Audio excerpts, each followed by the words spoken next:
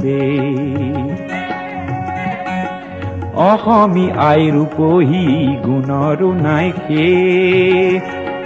ভাৰতৰে পূৰ্ব দিশৰ সূৰ্য উঠা দে